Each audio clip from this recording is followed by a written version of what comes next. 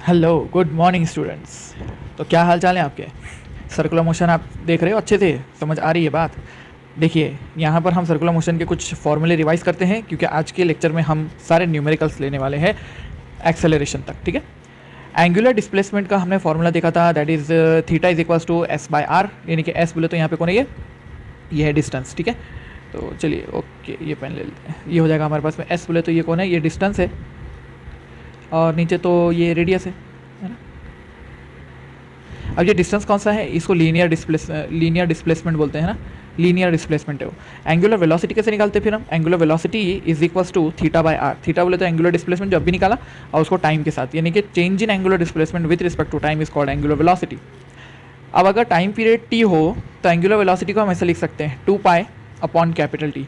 2 pi upon capital T क्यों लिख रहे हैं हम? क्योंकि अगर हमारे पास एक सर्कल होता है, कैसे होता है सर्कल? ऑब्वियसली ऐसे होता है सर्कल। अगर ये एक सर्कल हमारे पास में है, समझ लो, ठीक है, और ये सर्कल को अगर हम देखते हैं तो देखो ज़रा,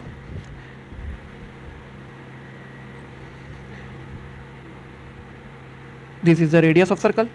हम इस पॉइंट से ए से निकलते हैं, और ए से निकलकर एक राउंड हम पूरा कर जब वापस पहुंचते हैं हमारे पॉइंट ए पर, जब हम वापस पहुंचते हैं तो इसके अंदर हम जो डिस्प्लेसमेंट करे होते हैं थीटा, तो वो डिस्प्लेसमेंट थीटा होता है 2 पाई का, है ना। 2 पाई रेडियन होता है, 2 पाई रेडियन। तो ये 2 पाई रेडियन जो वैल्यू होती है, ये वाली 2 पाई रेडियन पूरा एक, और जो कंप्लीट एक चक्कर मारने को हमको वो टाइम लगता है, उसको हम बोलते हैं कैपिटल टी। तो थीटा अपॉन टी क्या बन जाएगा? देखो, थीटा अपॉन टी ये अपना हो जाएगा ओमेगा अपॉन ओमे, ये कितना है theta, theta is equals to 2 pi, T के लिए हमने कैपिटल टी लिखा, that is equals to omega 2 pi by capital T, या 2 पाई एफ, क्योंकि टी का फॉर्मूला क्या है, frequency is equals to 1 upon capital T, ऐसा भी तो है फॉर्मूला हमारे पास। ठीक है, तो वही फॉर्मूले से आए हैं। लीनियर वेलोसिटी को हमने ऐसे देखा था, देखो, एक तो ये वेक्टर फॉर्म में और ये स्केलर फॉर्म में, यानी कि V is equals to R omega या ओमेगा आर। ठीक है, ऐसे याद रखिए आप इसको। टेंजेंशियल एक्सेलरेशन जो होता है, ये टेंजेंशियल एक्सेलरेशन कब आता है? ये आता है ओनली नॉन यूसीएम के अंदर, नॉन यूनिफॉर्म सर्कुलर मोशन के अंदर। ठीक है, लीनियर जो है तो ये एक्सेलरेशन होता है जो कि टेंजेंशियल होता है। कहाँ होता है वो? हम अगर उसकी डायरेक्शन अगर उसकी बताना चाहे तो हम बता सकते हैं उसको। देखो जरा,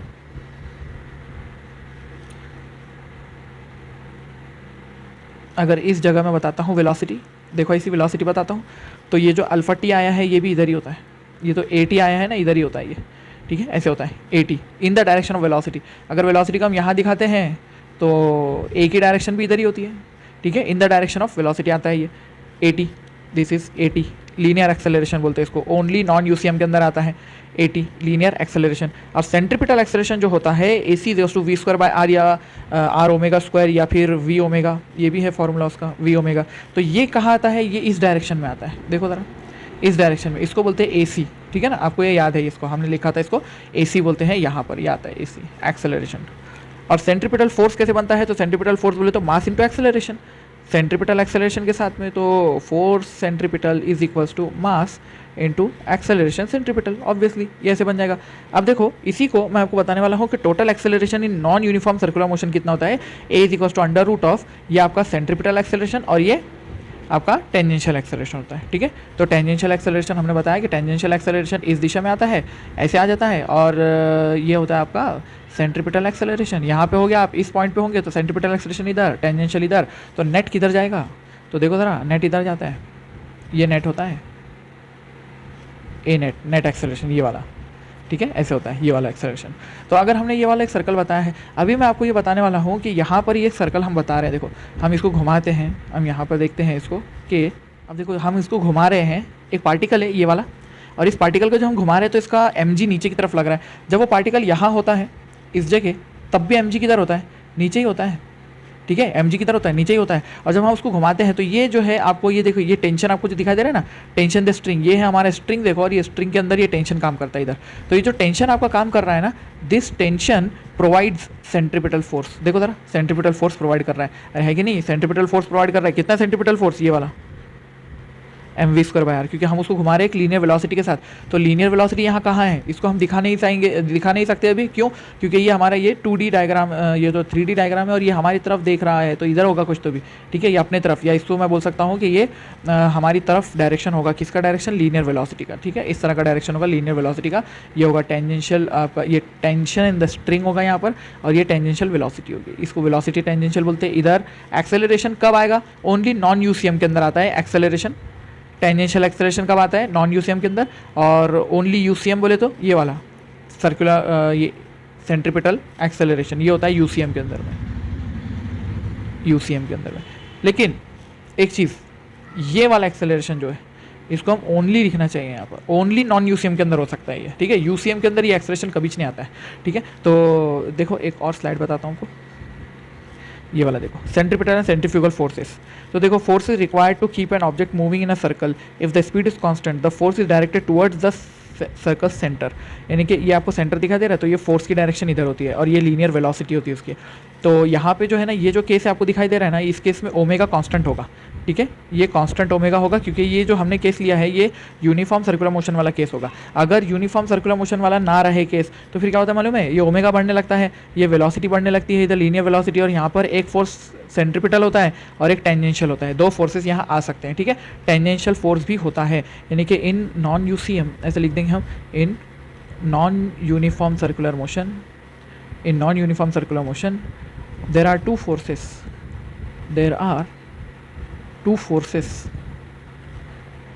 नंबर 1 कौन सा होगा, सेंट्रीपिटल, ऑब्वियसली सेंट्रीपिटल फोर्स, और दूसरा जो होगा वो होगा टेंजेंशियल फोर्स। ऐसा क्यों हुआ, ज़रा सोचो ज़रा, सेंट्रीपिटल फोर्स आया है FCP due to mass into acceleration centripetal, और ये टेंजेंशियल फोर्स आया है FT is equals to mass into acceleration tangential. तो हम बताएंगे यहाँ पर कि टेंजेंशियल एक्सेलरेशन किधर आता होगा, यहाँ पर अगर हम बताना चाहें तो हम इसको इस तरह से बता सकते हैं। देखो ज़रा, अगर ये डायरेक्शन ऑफ वेलोसिटी है, समझो ये डायरेक्शन ऑफ वेलोसिटी है, वेलोसिटी की इसी की डायरेक्शन में एक्सेलरेशन आता है टेंजेंशियल, और ये वाला आता है एक्सेलरेशन सेंट्रीपिटल, ठीक है, सेंट्रीपिटल एक्सेलरेशन इस तरह से आता है। तो हम बता देंगे कि अगर यहाँ पर ये टेंजेंशियल एक्सेलरेशन है तो ये डायरेक्शन में आएगा फोर्स आपका, कौन सा फोर्स, ये वाला टेंजेंशियल फोर्स, और ये जो डायरेक्शन है इसके ऊपर आएगा फोर्स आपका सेंट्रीपिटल फोर्स, ठीक है। ऐसे दो फोर्सेस हमारे पास में सर्कल में काम कर रहे होते हैं। अब देखो, there is no real force, centrifugal force को हम रियल नहीं बोलते हैं, ठीक है। सेंट्रीफ्यूगल फोर्स जो होता है वो इधर होता है, देखो ये यहाँ होता है, ये होता है सेंट्रीफ्यूगल फोर्स, इधर काम करेगा वो सेंट्रीफ्यूगल फोर्स। तो सेंट्रीफ्यूगल फोर्स जो होता है just opposite to, centrifugal force is just opposite to centripetal force, ठीक है, ऑपोजिट होता है सेंट्रीपिटल फोर्स के। तो सेंट्रीपिटल फोर्स हमको नज़र आ रहा है यहाँ पर, ऐसे लग रहा है। अब देखो क्या नहीं हो सकता, वो यहाँ बताया गया है कि if centrifugal force existed the revolving ball would fly outward as in figure A, बताया गया कि अगर सेंट्रीफ्यूगल फोर्स जो है वो एग्जिस्ट करता तो सेंट्रीफ्यूगल फोर्स क्योंकि बाहर की तरफ फोर्स लगाता है तो वो हमारे बॉल को ऐसा लेके जाना चाहिए था। लेकिन नंबर 1, व्हेन रिलीज्ड, जब आप रिलीज़ कर देते हो बॉल को तो होता क्या है, देखो it flies off tangentially as in figure B, जैसे कि फिगर बी में बताया गया है, ठीक है। तो ये वाला जो आपको केस दिखेगा ये कैसा होगा कि जब आप ये इसको घुमा रहे हो फिगर को, यहाँ पे आप जो है तो बॉल को घुमा रहे हो, तो बॉल को घुमाते घुमाते अगर आपके हाथ से ये थ्रेड टूट जाए और ये बॉल निकल जाए तो ये बॉल किधर जाएगा, देखो ये बॉल फ्लाई ऑफ करेगा टेंजेंशियली ऑलवेज, ठीक है, ऑलवेज टेंजेंशियली जाएगा। ये केस पॉसिबल नहीं है, डजंट हैपन। देखो ज़रा, ये होता है और ये नहीं होता, डजंट हैपन, ये वाला केस नहीं होता। ओके, तो यहाँ पे हमारे पास में सेंट्रीपिटल और सेंट्रीफ्यूगल के बारे में ये कॉन्सेप्ट आपका क्लियर है। चलो अब देखते हैं कुछ numericals. Okay, let's take the first numerical. If a cycle wheel of radius 4 metre completes 1 revolution in 2 seconds then acceleration of the cycle will be. यानी कि देखो फ्रेंड्स क्या बोला है हमको कि इसका एक्सेलरेशन निकालो बोला है, acceleration of the cycle will B, acceleration क्या होगा, ये एक्सेलरेशन निकालने के लिए बोला है, लेकिन हमको क्या दिया है, देखो रेडियस दिया हुआ है, radius is equals to 4 metres and 1 revolution in 2 seconds, मतलब 1 रेवोल्यूशन इन 2 सेकेंड का मतलब होता है टाइम पीरियड, और टाइम पीरियड है उसका 2 सेकेंड का, ठीक है, 2 सेकेंड उसका टाइम पीरियड होगा यहाँ पर। तो अगर हम फॉर्मूला लिखेंगे तो हमारा फॉर्मूला कैसे लिखा जाएगा, देखो ज़रा, हम फॉर्मूले को लिख पाएंगे, एक्सेलरेशन इज इक्वल्स टू, क्या होगा फॉर्मूला, जनरल फॉर्मूला आप लगा सकते हो क्योंकि आपको रेडियस दिया हुआ है ना, देखो रेडियस को देखो और ये टी को देखो, इसके हिसाब से आप फॉर्मूला लगा सकते हो, आर ओमेगा स्क्वायर, अरे है कि नहीं बात सही, and omega is equals to 2 pi N होता है, देयरफॉर आप ऐसा लिख सकते हो कि एक्सेलरेशन इज इक्वल्स टू, आपके पास वैल्यू आने वाली है आर और ओमेगा यानी कि 2 पाई एन का स्क्वायर, ये आने वाला है आपके पास में, तो फिर आप कैसे लिख पाओगे, देखो आर 4 पाई स्क्वायर एन का स्क्वायर, ठीक है, आप ऐसे लिख पाओगे इसको, क्या आपने इस तरह से लिखा, ओके देन चलो देखते हैं फिर, तो acceleration will be equal to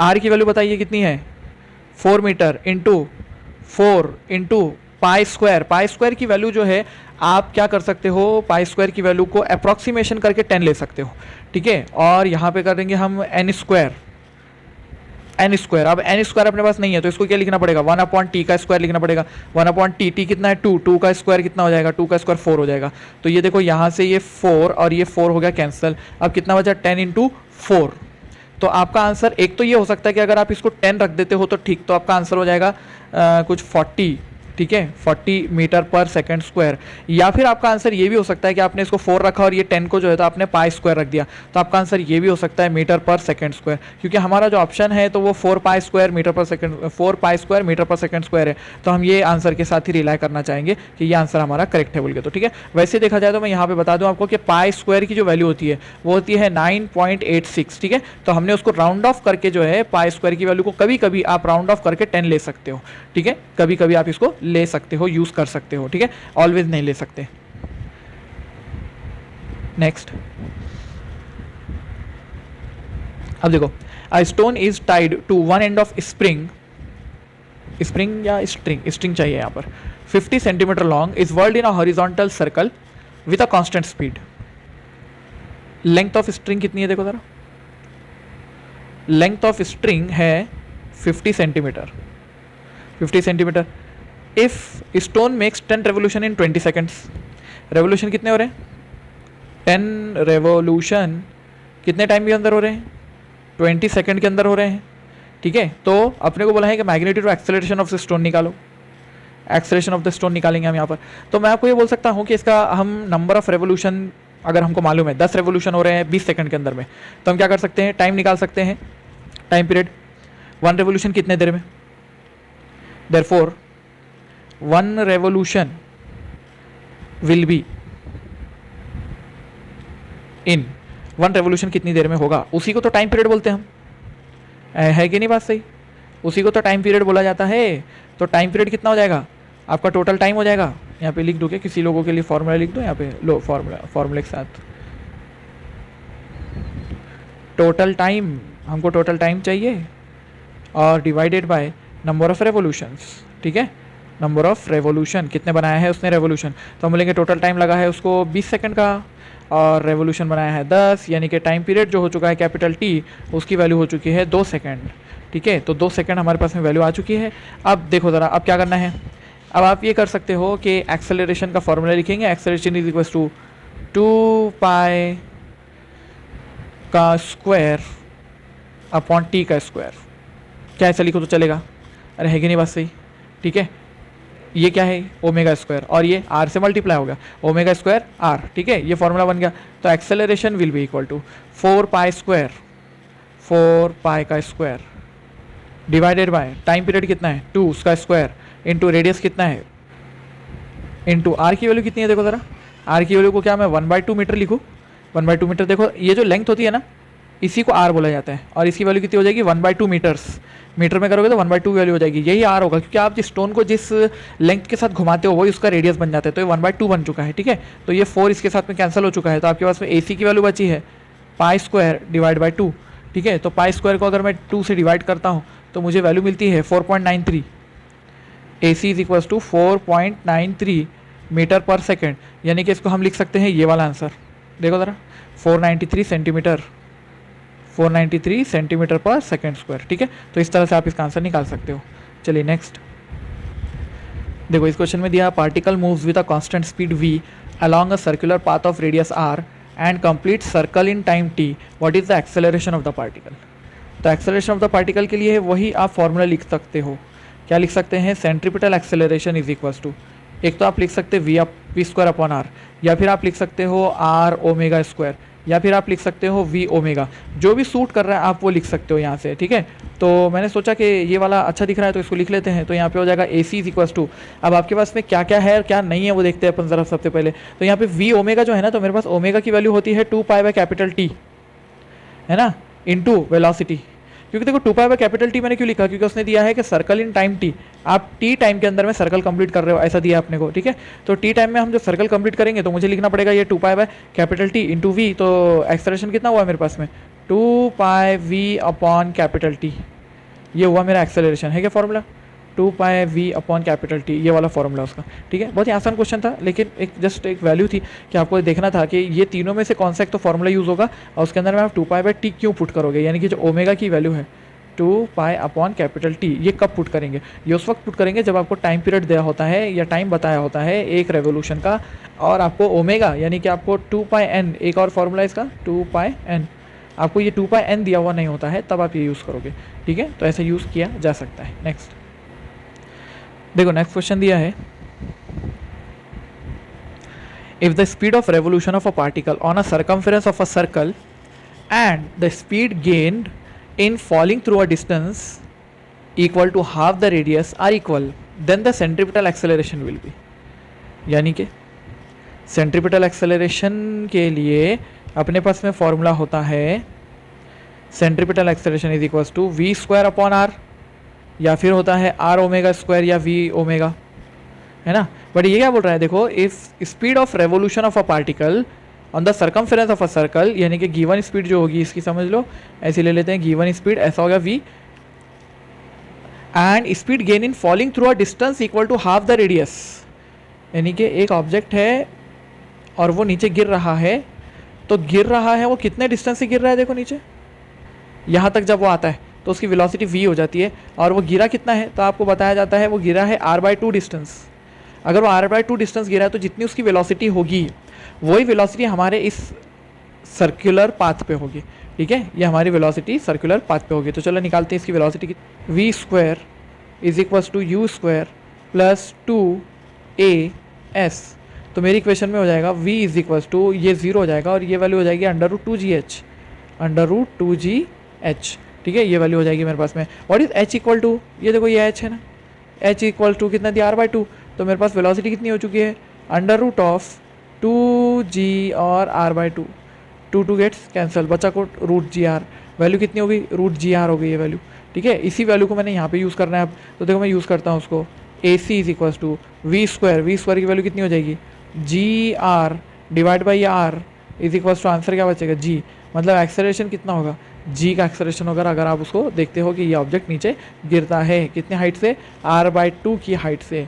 ठीक है, r/2 की हाइट से गिरता है, तब उसकी फाइनल वेलोसिटी होती है √gr, वो हमने यहाँ पे पुट किया, और ये आपके पास में वेक्टर था, रेडियस वेक्टर, इसकी वैल्यू को डिवाइड कर दिया तो वैल्यू मिला आपको g। ठीक है, acceleration is equals to g।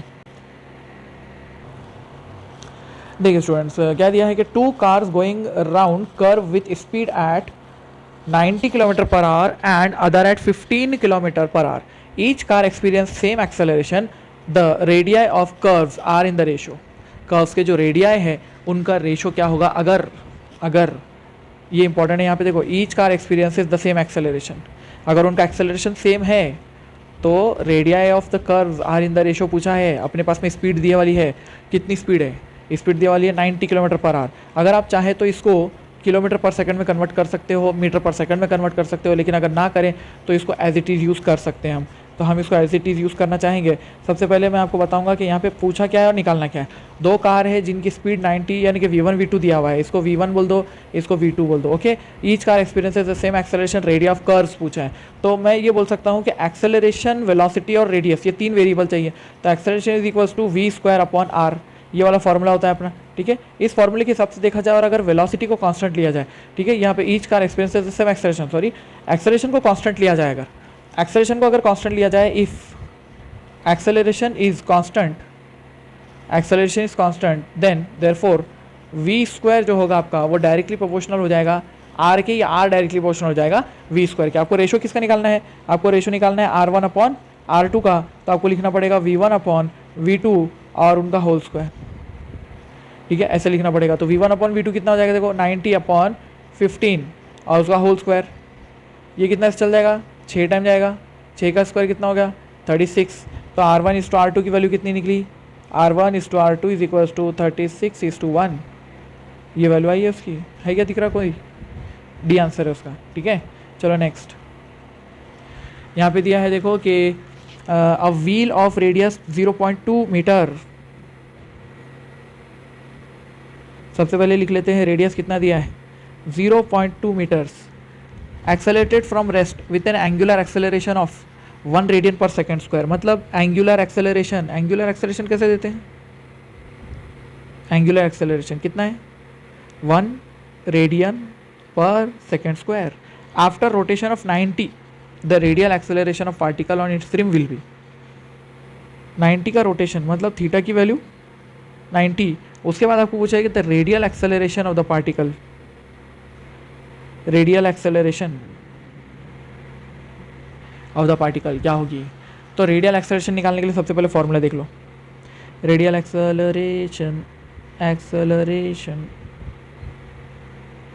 Acceleration का फॉर्मूला आता है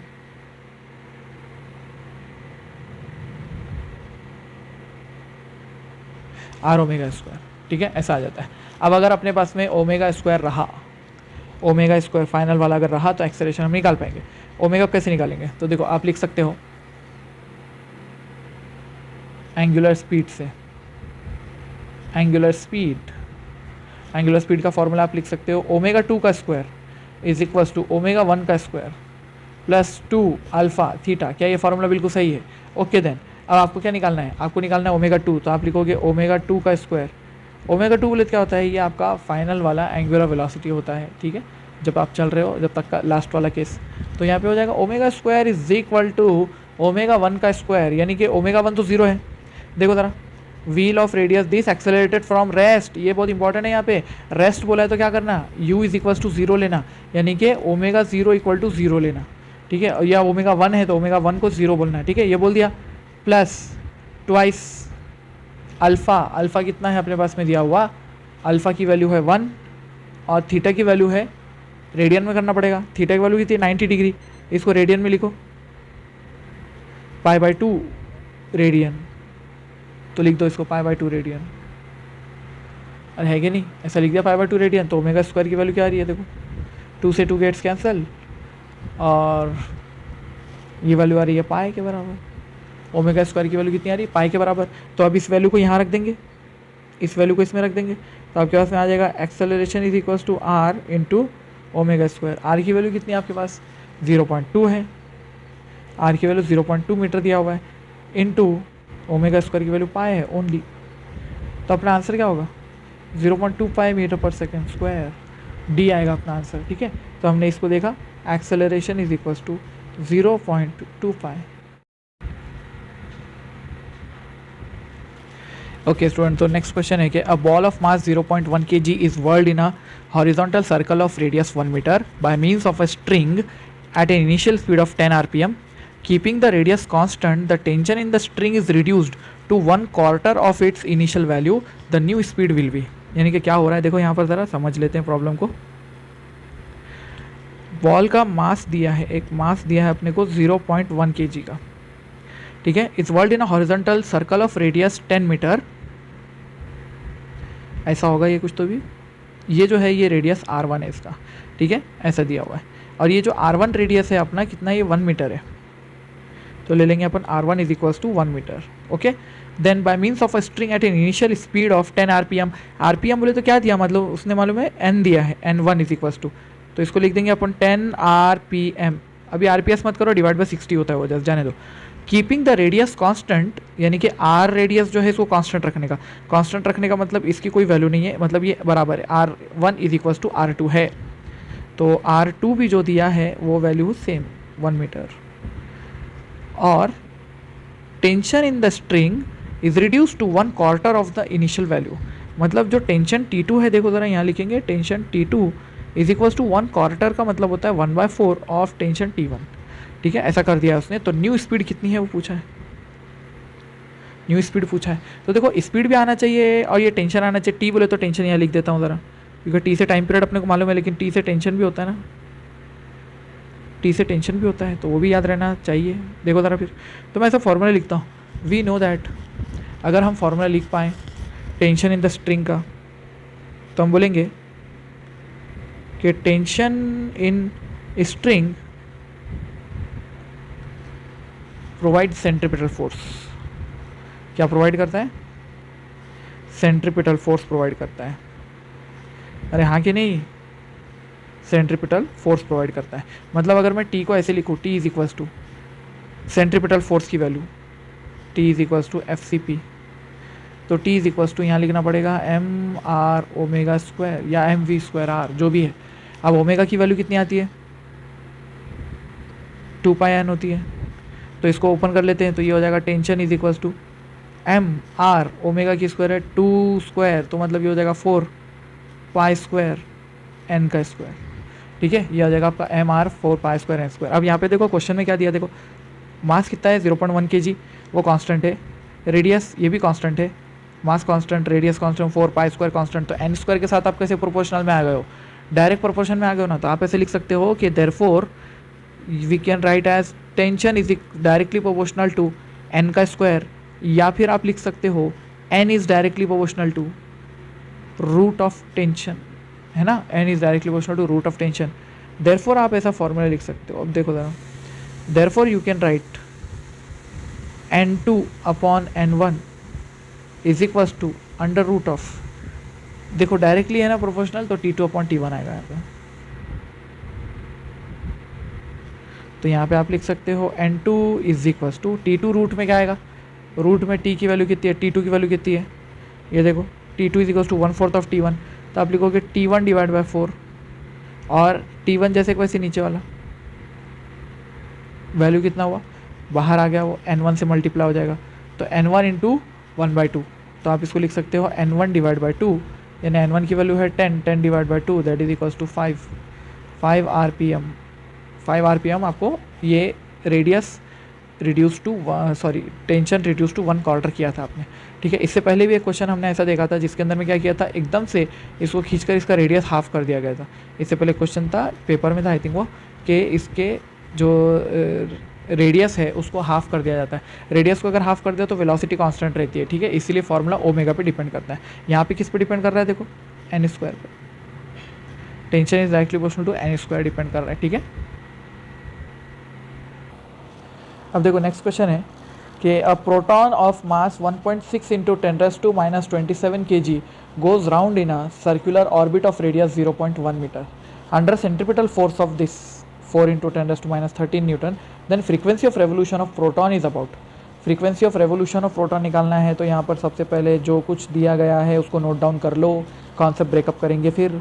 तो नोट डाउन करने के लिए हमारे पास दिया गया है mass of proton 1.6 into 10⁻⁻27 kilogram. ठीक है, ऐसा दिया है। Goes round in a circular orbit of radius, यहाँ पर रेडियस की वैल्यू भी दी गई है, and that is equals to 0.1 metre.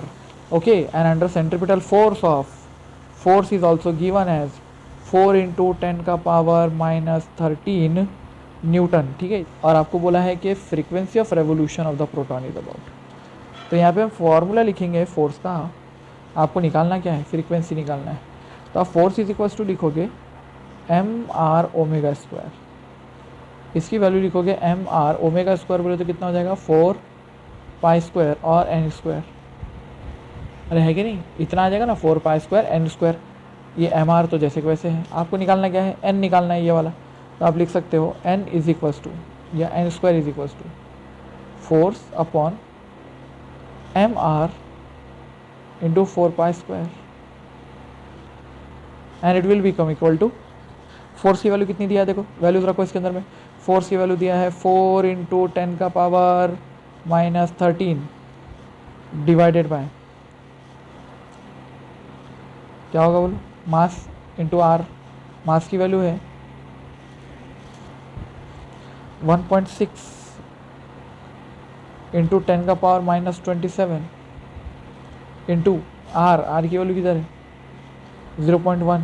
तो इसको लिख सकते हो 10⁻⁻1, अरे हाँ कि नहीं, 0.1 मीटर को 10⁻⁻1 लिखा मैंने, ऐसे लिख दिया। पाई स्क्वायर 4 पाई स्क्वायर, ये आ गया 4 और ये पाई स्क्वायर। ठीक है, इस पूरे को सॉल्व करो और उसका एन स्क्वायर की वैल्यू है तो एन निकालो, एन बिल्कुल इक्वल आएगा ये पूरा फॉर्मूला, ये वाला ब्रैकेट रूट के अंदर। ठीक है, और फाइनल आंसर आएगा n is equal to 8 into 10⁻⁶।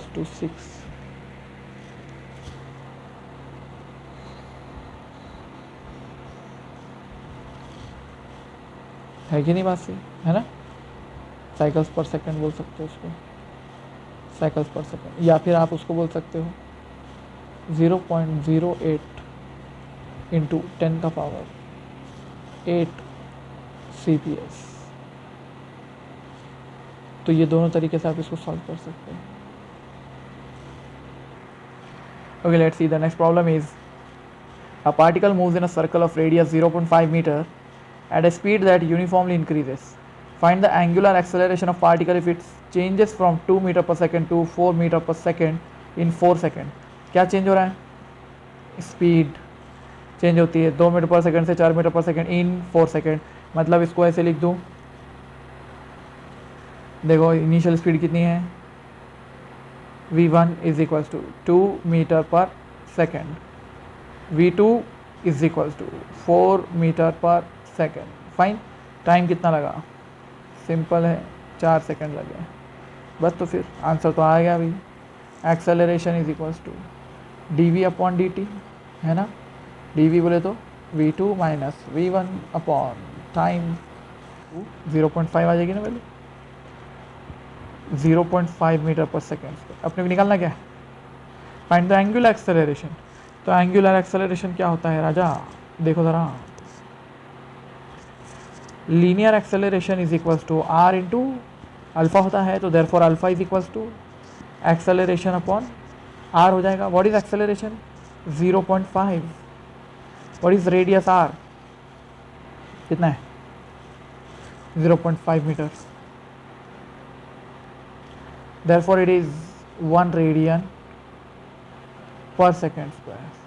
समझे बात को, 1 रेडियन पर second square is the answer. Next, the second question is the speed of a particle moving in a circle of radius 2 meters varies with time t as v is equals to t square, where t is in second and v is in meter per second. Find the radial and tangential and net acceleration at t equals to 2 seconds. सब पूछा है निकालने के लिए, ओहो हो, चलो निकालते हैं। क्या दिया है, speed of a particle moving in a circle of radius r equals to 2 meters, radius 2 meter varies with time as velocity is equals to t square. Find the radial and tangential and net acceleration. तो सबसे पहले लिखते हैं radial acceleration.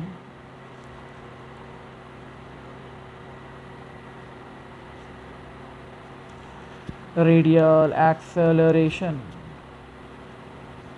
Acceleration a r is equals to, कैसे लिखूँ इसको, a r is equals to we square divide by r, ऐसे लिख दूँ। ठीक है, अच्छा वी की वैल्यू है कितनी v की वैल्यू है कितनी, टाइम कितना दिया 2 सेकंड की बात किया, तो v इज इक्वल्स टू कितना हो जाएगा 2 का square, that is equals to 4 metre पर सेकंड हो जाएगा। ये आ जाएगी वेलोसिटी। ठीक है, तो वेलोसिटी को यहाँ पे रख दिया, 4 का square divided by radius, what is radius equals to 2 metres is equals to, answer आ जाएगा 8 मीटर पर second square, this is A R, ठीक, मार्क कर लेते हैं। Okay then next is tangential acceleration. Tangential acceleration इसको लिखा जाता है A T is equals to D we by D T, derivative of velocity. तो वेलोसिटी का derivative with respect to T निकाला तो वैल्यू क्या बनती है, अरे 2t बनती है ना, अरे है कि नहीं। देखो वेलोसिटी की वैल्यू क्या है, वेलोसिटी की वैल्यू है आपके पास में टी स्क्वायर, इसका डेरिवेटिव निकालो बोला d we by D t कितना होता है, 2t होता है।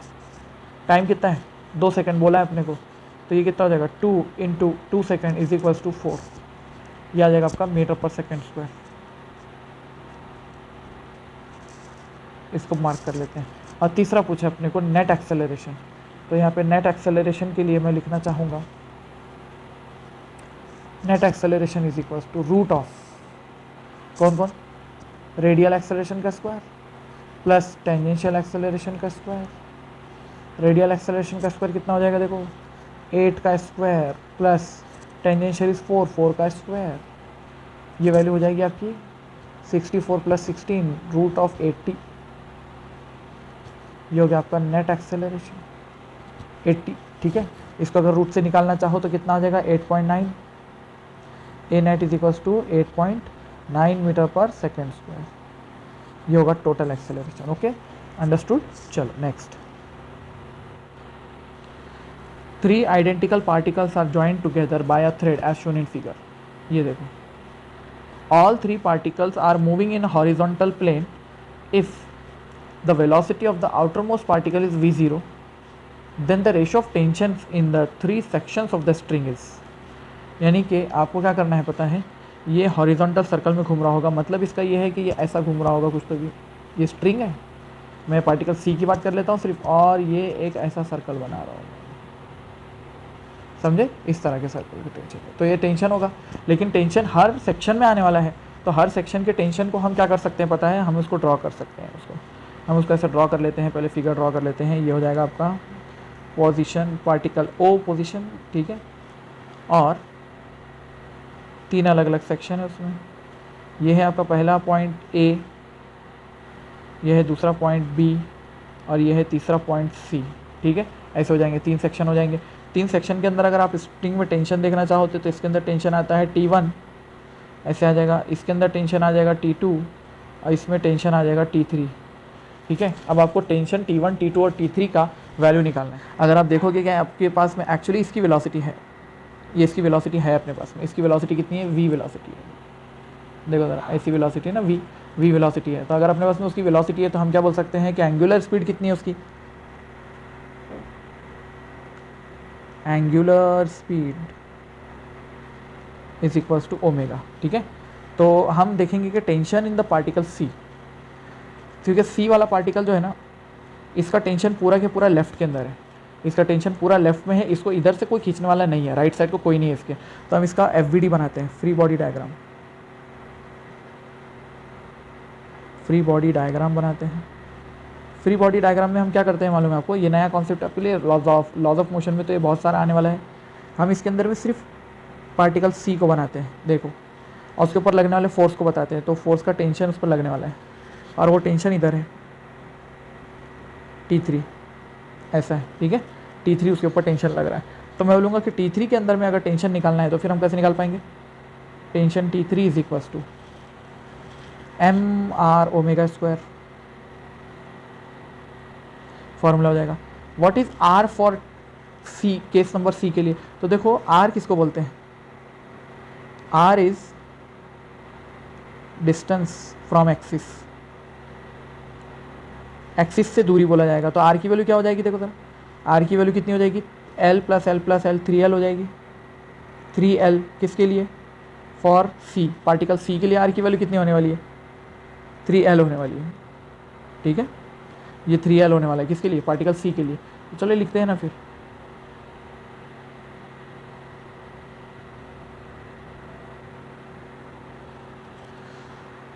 T3 is equals to m into 3L into omega square. तो इसको लिख पाएंगे आप 3ml ओमेगा स्क्वायर, ओके। चलो अब निकालते हैं T2 फॉर टेंशन T2। अगर टेंशन T2 के लिए आप अगर डायग्राम बनाना चाहते हो तो ऐसी आएगी। देखो ये पार्टिकल B है, इसको इधर खींचने वाला कौन है? T2 है ऑब्वियसली, बट इधर खींचने वाला भी तो है T3, अभी ऐसे भी तो है। अच्छा ये एक्सिस की तरफ है तो इसकी दूरी कितनी होती है?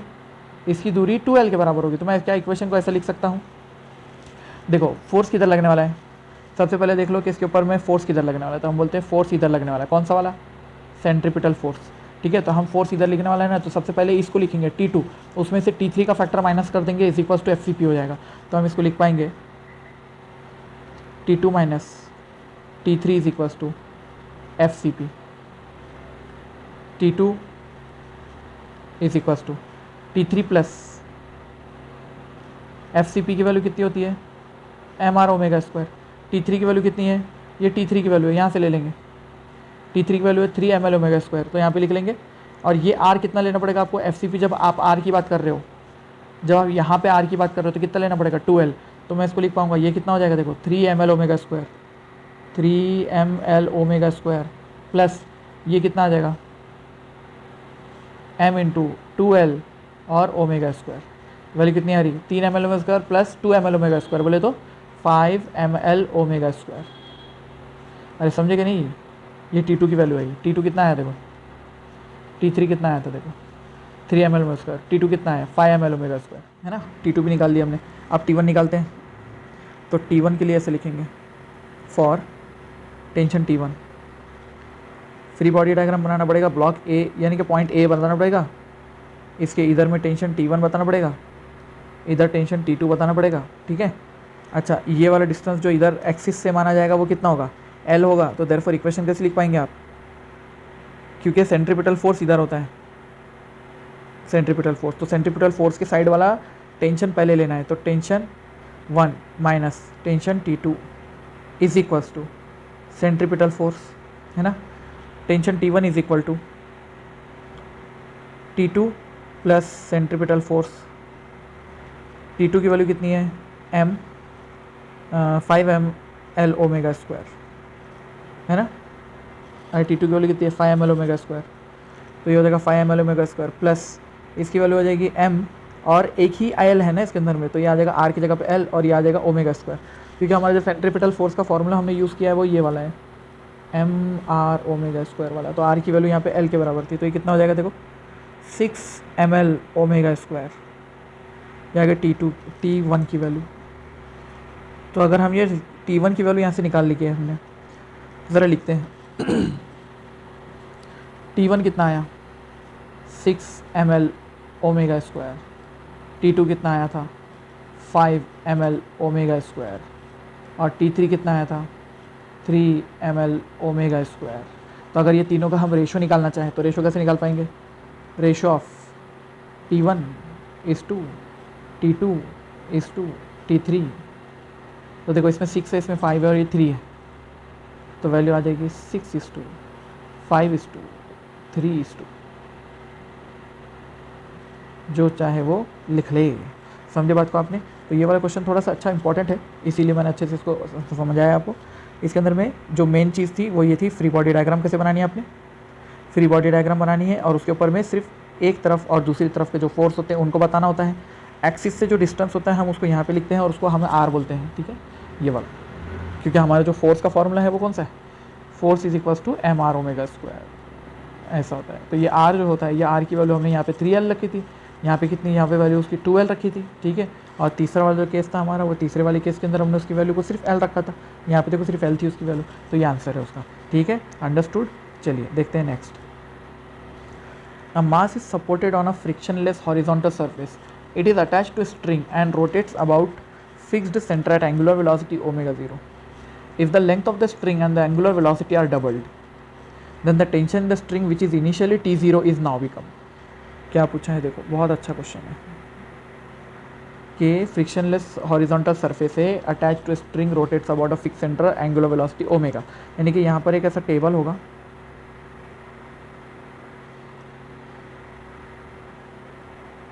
और ये बताया है कि फ्रिक्शनलेस सरफेस के ऊपर में यहाँ पे एक मास रखा हुआ है, ऐसा है, ठीक है। और ये मास को आप क्या कर रहे हो, स्ट्रिंग हो लगाया आपने, ये वाला स्ट्रिंग है देखो ऐसा, और आप उसको फिक्स एंगुलर वेलोसिटी ओमेगा से आप उसको रोटेट कर रहे हो, घुमा रहे हो ऐसे, और उसकी एंगुलर वेलोसिटी कितनी है, ओमेगा है, ठीक है। इफ़ द लेंथ ओमेगा 0, इसको ले लो, if the length of the string and the angular velocity are doubled, ये जो रेडियस आपको दिख रहा है ना यहाँ पर उसको लेंथ ऑफ द स्ट्रिंग ही बोलते हैं। जो लेंथ होती है स्ट्रिंग की, लेंथ ही रेडियस होता है भाई, लेंथ ही रेडियस होता है। एंगुलर वेलोसिटी आर डबल, यानी कि आपने जो एंगुलर वेलोसिटी है लेंथ को भी डबल कर दिया और एंगुलर वेलोसिटी को डबल कर दिया, मतलब मैं ऐसे बोल दूँ क्या, R2 is equals to twice R1, ऐसे हो गया है। पहले जितना रेडियस था उसका डबल हो गया ना अभी, और एंगुलर वेलोसिटी बोले तो ओमेगा 2 जो है वो ट्वाइस ओमेगा 1 हो चुकी है। ओमेगा 1 कितनी थी, ओमेगा 0, तो अभी कितनी हो गई होगी, मतलब ट्वाइस ओमेगा 0। ये फाइनल एंगुलर वेलोसिटी है, यानी कि ऐसी वैल्यू लिख दिया। अब टेंशन इन द स्ट्रिंग जो था पहले T0 था इनिशियल, अब कितना है पूछा है, ठीक है, ऐसा क्वेश्चन है ये वाला। चलो देखते हैं सॉल्व कैसे करना है इसको।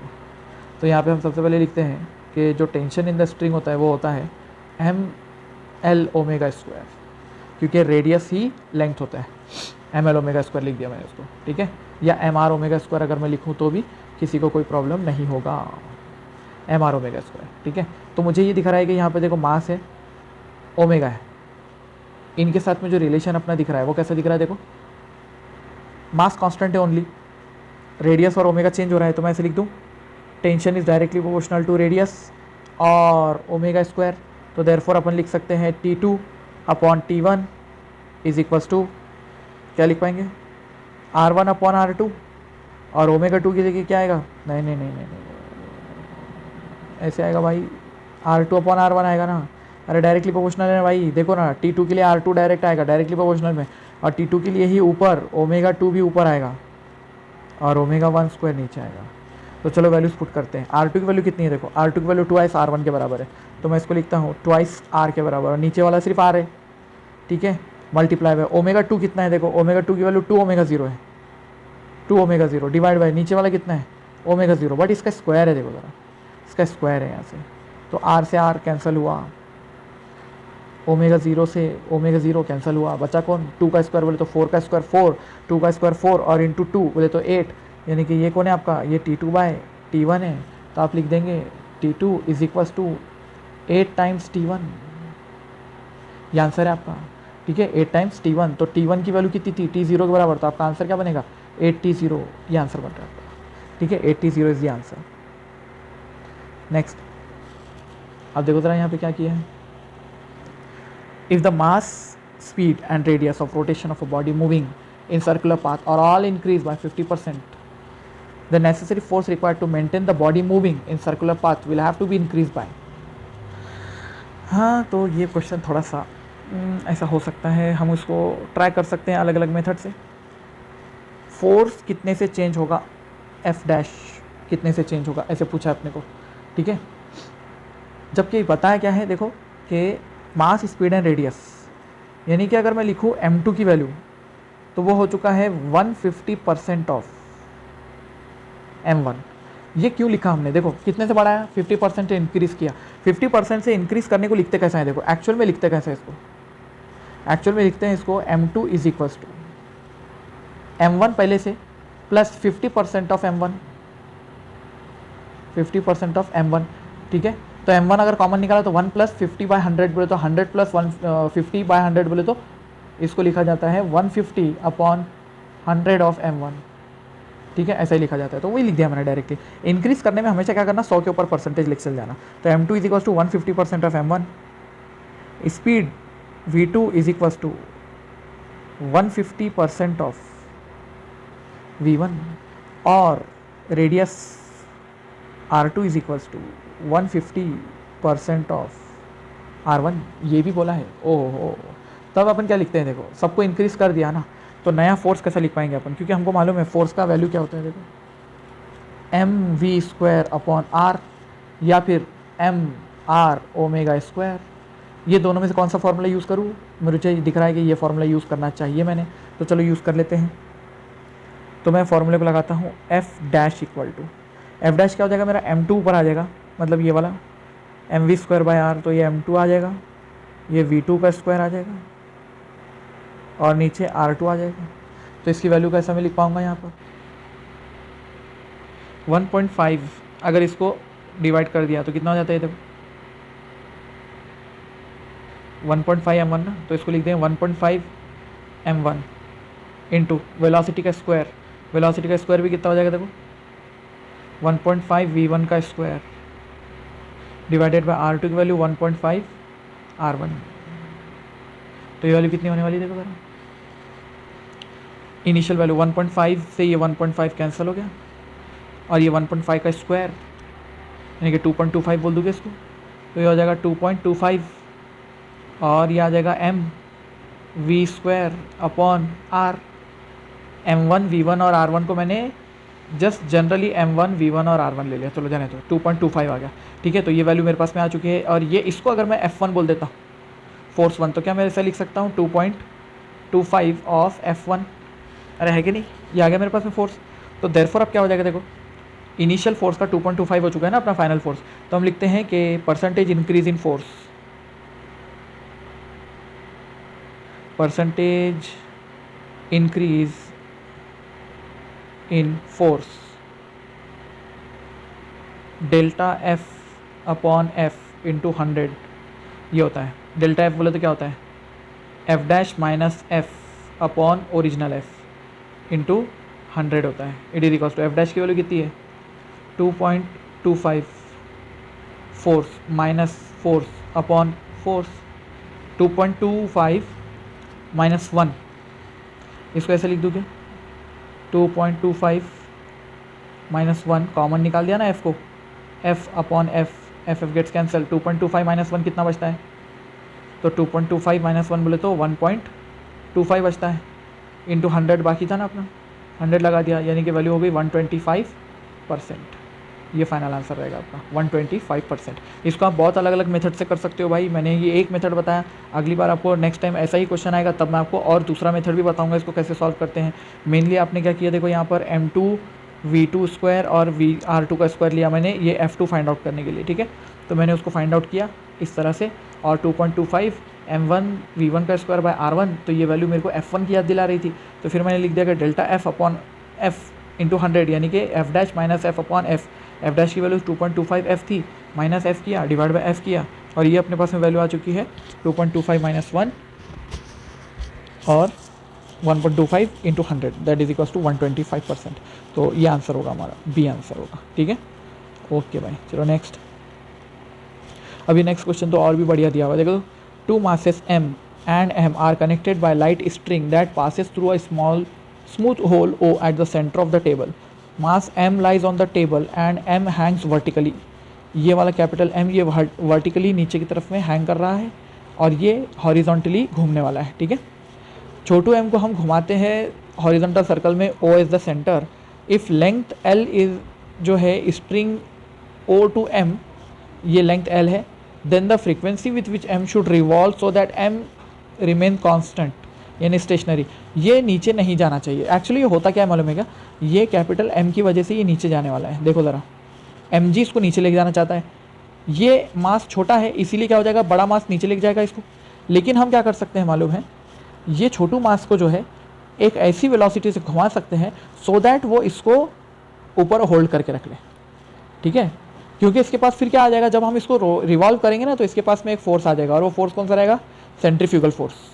सेंट्रीफ्यूगल फोर्स आ जाएगा, तो सेंट्रीफ्यूगल फोर्स इसको ऊपर खींचेगा और mg इसको नीचे खींचेगा, तो ये स्टेशनरी हो सकता है, लेकिन कब, एक ही कंडीशन में, जगह सेंट्रीफ्यूगल फोर्स mg को होल्ड कर ले, mg को होल्ड कर ले। चलो कैसे होल्ड करता है, चलो देखो ज़रा।